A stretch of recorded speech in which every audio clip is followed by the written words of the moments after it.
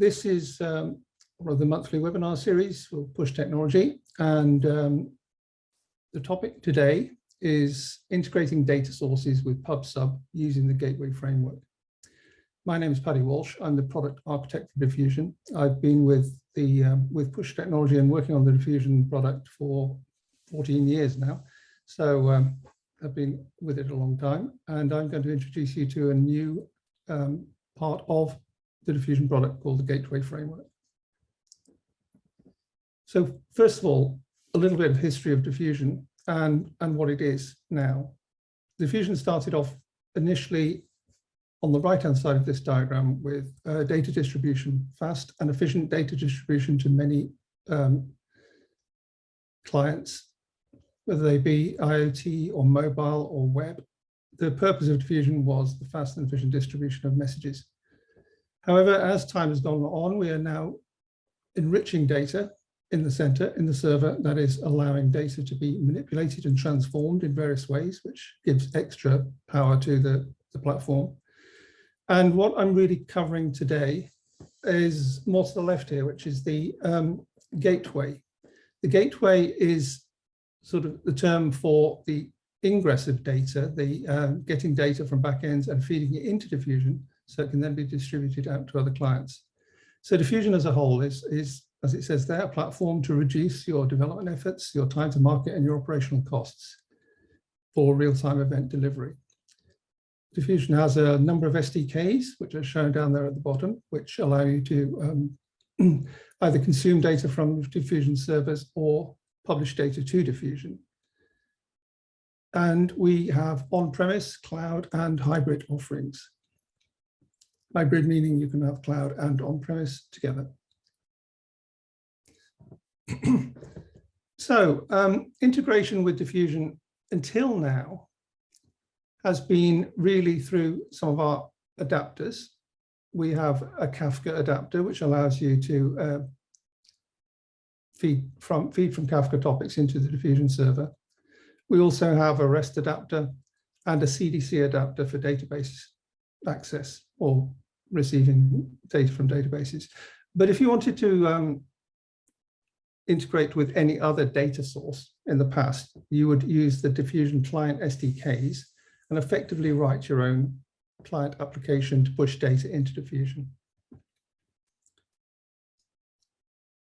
But using SDKs, one of the things is that Diffusion is a very feature-rich product, and you do require some knowledge of the concepts and the SDKs to be able to write a Diffusion client application which can feed data in. But quite often data feed requirements are very similar from one backend to another. Effectively, you're going to be consuming data, listening to some data feed and pushing it in, or you're going to be doing it the other way around, subscribing to data from Diffusion as a client and then pushing it to some backend system. So, but what customers really want quite often is a low-code, low-development solution. And because these things are very common, you're often doing the same things, then this is what we try to approach with Gateway Framework. The other problem with using SDKs is there's no integrated management of those applications from the Diffusion console, which is the user interface, the GUI, which allows you to view Diffusion. So what is the Gateway Framework? The Gateway Framework provides a simple Java API, which is low code and easy to understand. And it does the heavy lifting for you. It manages things like update streams, subscriptions to topics, connection to sessions, recovery of lost connections. And these are all things that you would have to do yourself if you were using the basic SDK. But the Gateway Framework is wrapping all this and hiding the complexity from you, such that all you have to do is really write the code that accesses the back end. And that's the aim. And the other feature that we've got is that it's integrated, fully integrated with the Diffusion server and with the management console. So the Diffusion management console can see all the gateway applications that are connected. Not only that, it can manage them in the sense that it can dynamically change their behavior add new services to them, which I'll come on to later, and monitor what's going on with them and see their status, etc. So a little sort of architectural view of where the gateway framework fits in. Effectively, we've got Diffusion clients consuming from Diffusion servers. And the gateway framework sits in the middle between a gateway application and backend system. So the gateway framework is providing various things here, which will I go into more detail, but it is enabling you to define services, and via an API, which is a much simpler API than the normal client SDK, you can write a gateway application, which is really just a case of almost writing one class or so. And that gateway application simply does the work of accessing the backend system, connecting to the backend system, and pushing the data to Diffusion. You don't have to do anything else. You don't have to manage the Diffusion topics. You don't have to manage Diffusion update streams. You don't have to worry about the connection being lost because the framework will reconnect for you. So all those sort of things are done by the gateway framework in the middle. The concepts within there, source services and sync services, endpoints, and payload converters, I will go on to.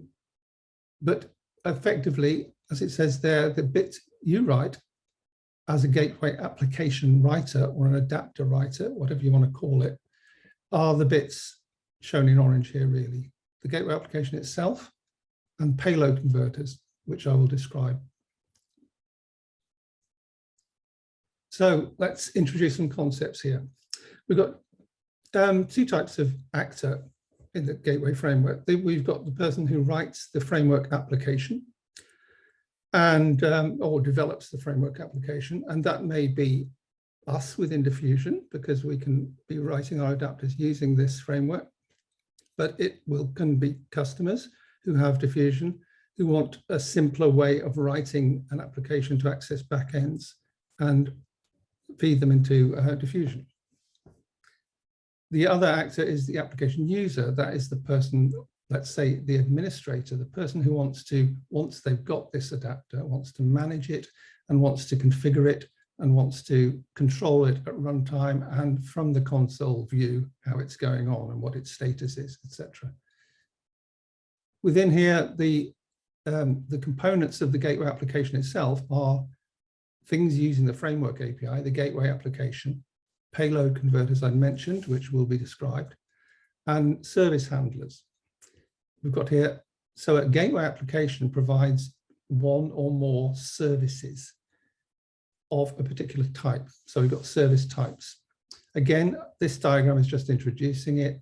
I will go into detail about what service types and services are, but essentially an application can provide a service which could be something like consume Kafka topic, and the actual instance of it, which you configure for runtime, can define a service of that type for one Kafka topic, and then a second service of the same type for a different Kafka topic, and they will be feeding into different Diffusion topics.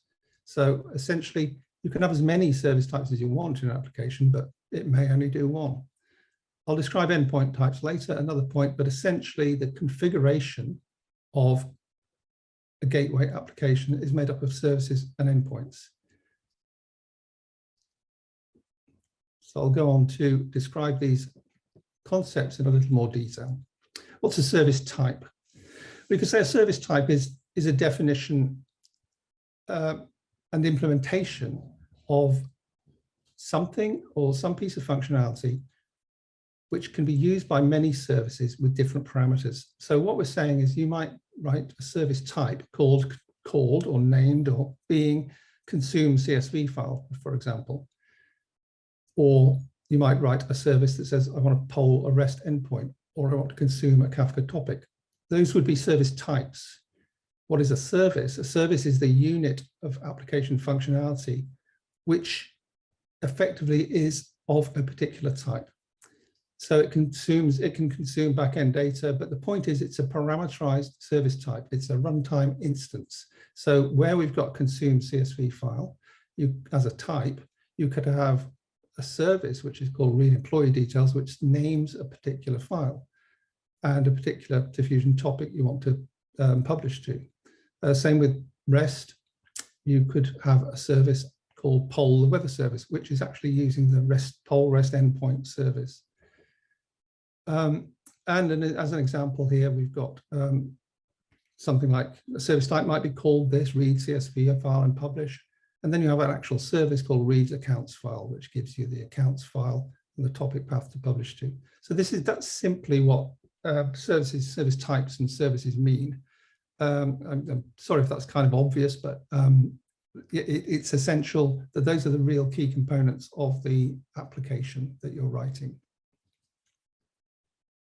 The other point is that services or service types can operate in 3 ways with the Gateway framework.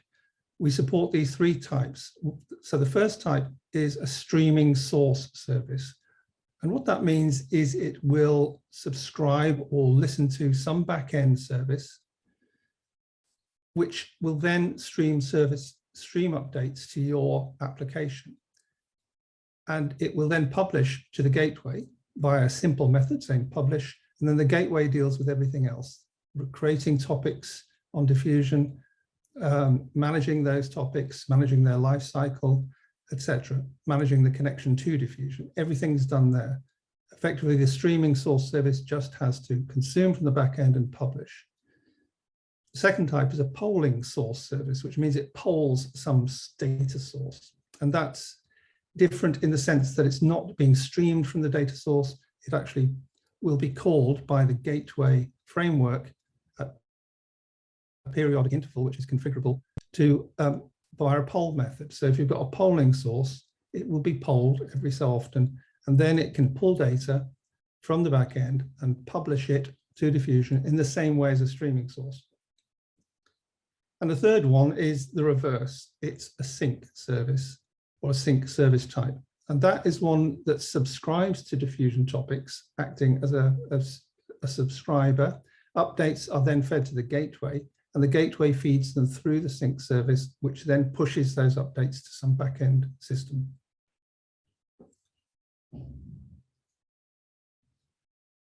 I mentioned endpoints before, and endpoints are nothing special in terms of functionality. What they really are configuration endpoints. So that what you can have is you can define a piece of configuration which says, you can say, I've got service type A and I've got service type B, and the two of those use the same endpoint type. What the endpoint is for is to define some common parameters for connection to the back end. For example, if you were consuming from Kafka or from some other backend system, you may have common connection details that every one of the services in your application wants to use, or at least more than one of the services in the application wants to use. So you can have endpoints which hold those sort of details. It saves you having to configure the same configuration or the same details for every service that you're writing, or every service type that you're writing. And that enables also the application, the gateway application that you write, to manage those endpoints separately. So when you've got an endpoint, you've got a service that wants it, that might be the time when you connect to the back end or establish the connection. And if there's no more services using it, you can drop that connection. That is managed, that can be managed by the application if you want to do it that way. So endpoints are optional. And as I said, you have endpoint types defined by the application. And then the user, the application user, administrator, whatever, will define endpoints of those types, which can be shared between the services.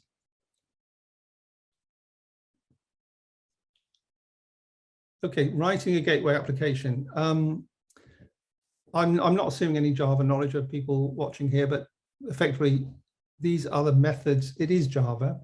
We've done it in Java initially.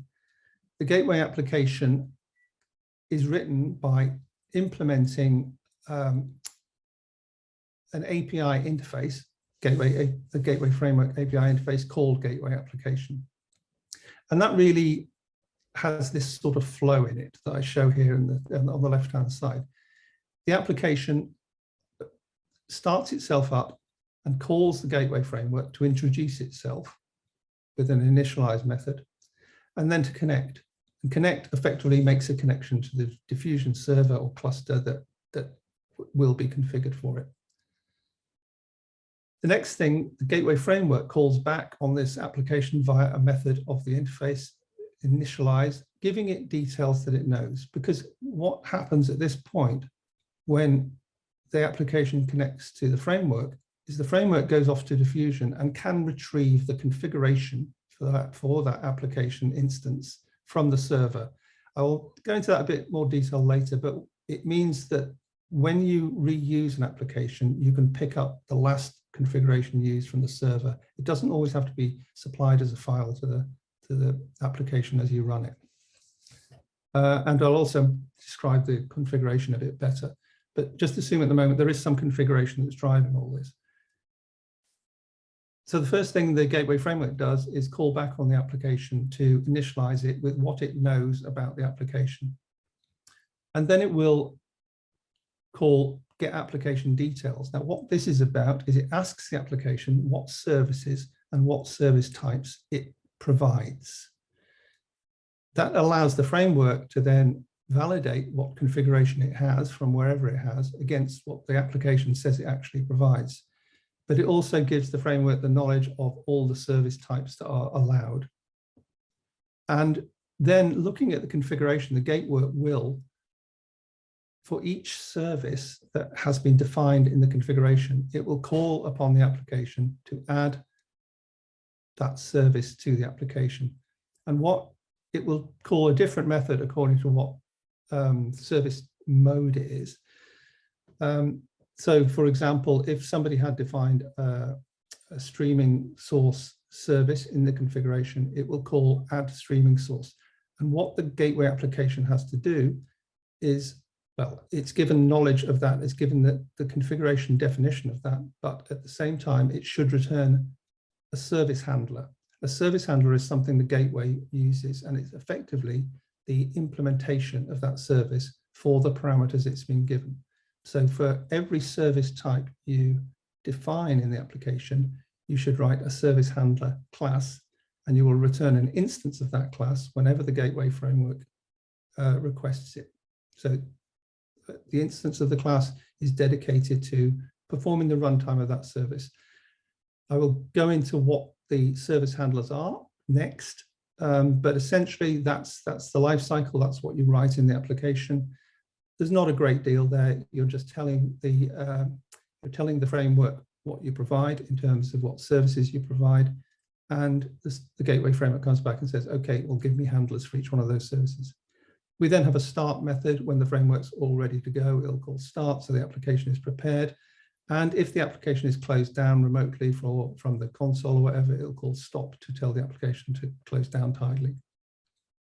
So this returning of service handlers I'll go into. And payload converters are the other thing that you can write, but again, more later. Okay, what's a service handler? Slightly complex looking slide here, but it's not really. It's quite simple. It's just showing the class hierarchy of the handlers you may need to write. And you only write the ones that you need. If you're only implementing a sync, you only need a sync handler. If you're only implementing one sync service type, you only need one class. It's as varied as you want it to be. A single application can implement many service types, and can implement different handlers, different types, etc. So just running through these quite simply, this is a class hierarchy showing here, and all service handlers have lifecycle methods. So when a service is to be started, the framework will say start.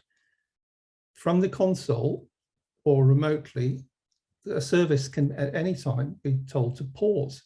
That means stop publishing if it's a streaming handler. So that allows the control of the life cycle of what's going on with it. You can stop it publishing at any point, and then at some later point, it may come with a resume. It may also be paused because of some sort of failure. So if the gateway loses its connection with Diffusion, it will call pause and give an appropriate reason to the service handler to tell it, okay, I haven't got the connection anymore, just stop for a while. Now it's up to the application what it does about that. So we've got pause, resume, and then stop. Stop is called on the service handler when it's told to stop completely. That is when the service, the whole thing closes down or the service is removed. And then you've got a little bit of differentiation according to what type of handler it is. So if it's a sync handler, which, as we said, consumes from diffusion, sends things to the back end, it's just simply got an update method. So every time an update comes from the topic that you've configured that you're interested in, topic or topics, as a handler can handle many topics, then you'll get a call on the update method telling you which topic it has come from in diffusion terms and giving the value. The value will have been converted for you by a payload converter. The framework has already converted it from the internal diffusion type to what the sync handler wants, its own native or local format. Source handlers divide into two parts, two types, as I mentioned before. You've got streaming or polling. The only difference with the polling one is it has a poll method. But all source handlers are given this object, which is a framework object called a publisher, when they are added. So the add method I mentioned earlier will include the publisher, and this is just an object which is dedicated to that service that the framework is using. So whenever the streaming source handler gets an update from its backend, it just calls publish on there. And publish then goes through a payload converter, through the framework and to diffusion. If it's a polling one, the framework will periodically poll it on its poll method. However, then once it's called on the poll method, the handler is expected to do exactly the same thing, publish one or more updates through its publisher.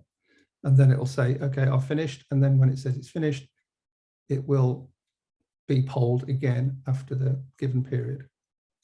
There's a couple of other methods here which I'm showing just to show that these are all the methods that there are on service handlers. There's nothing else. It's all that simple, really. But these ones get service properties. What these allow, and they don't really have to return anything because all the defaults are good, but it allows you to tune the particular handler to give further details.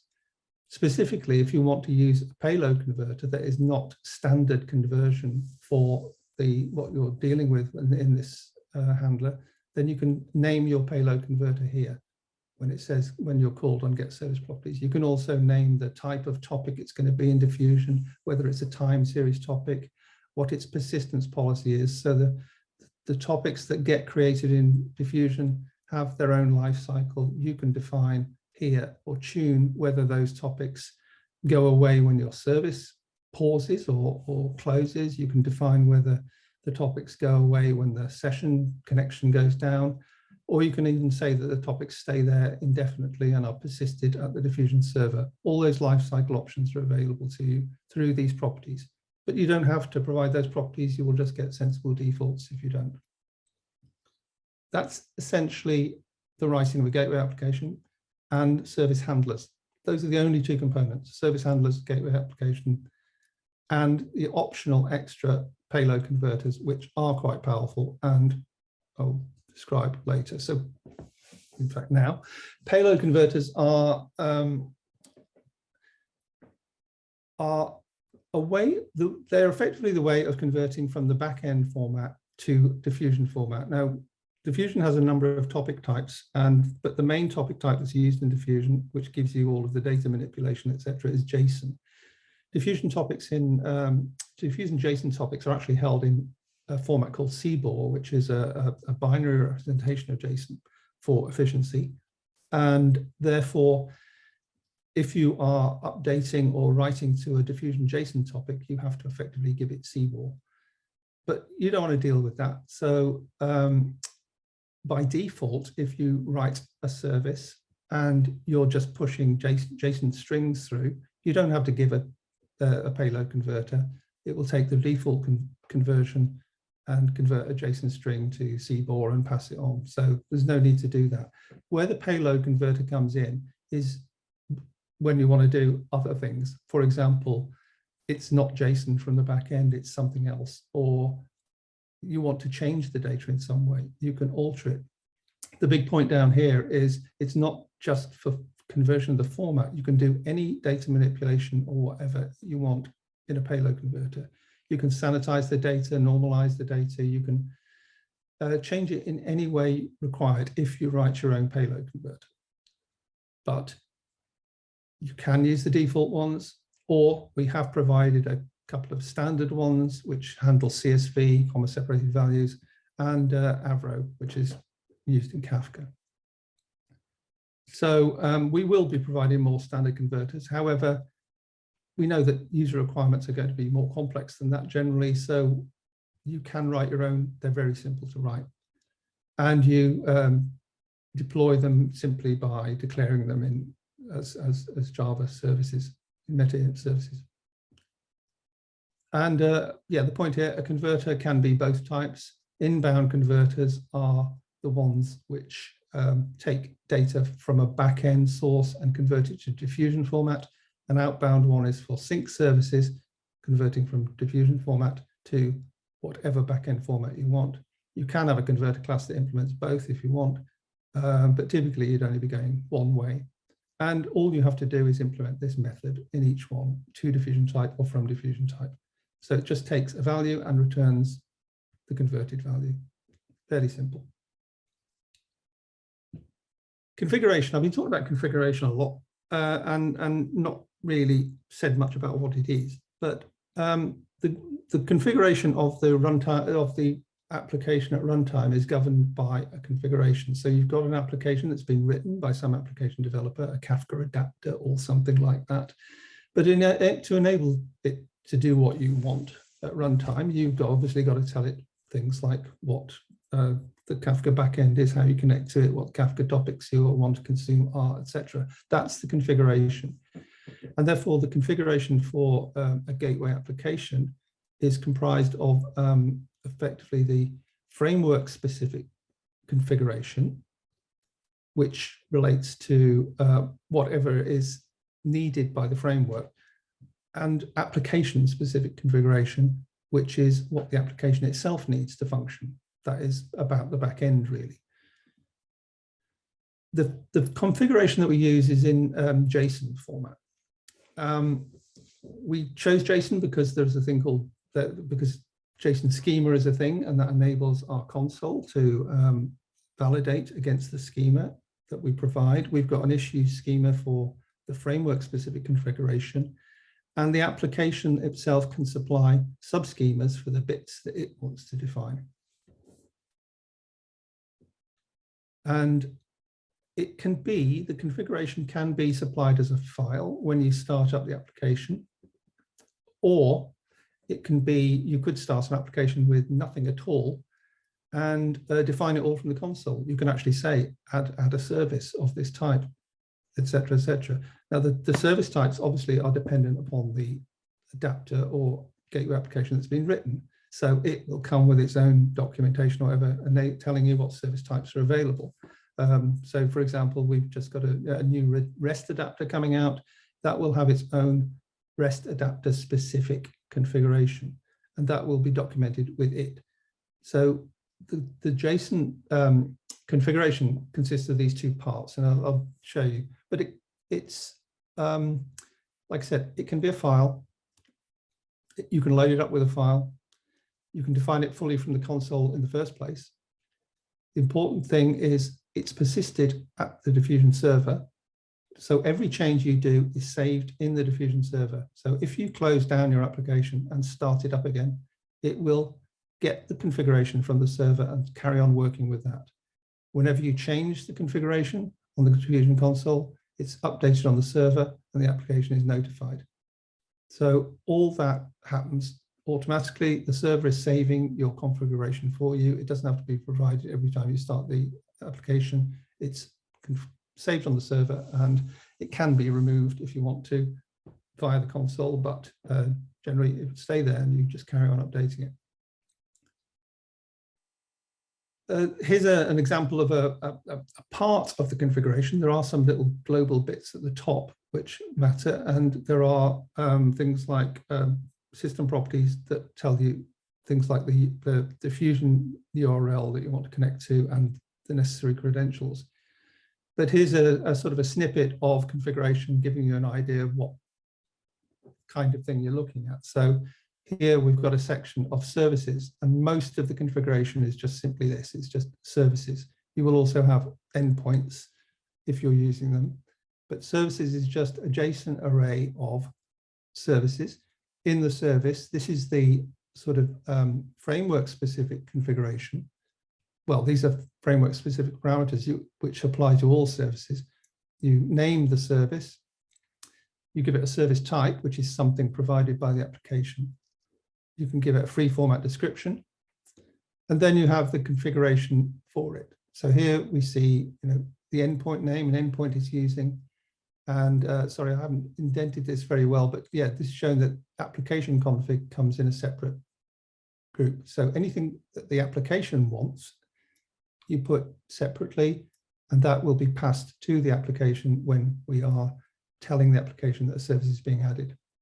So this one shows us simple streaming source service.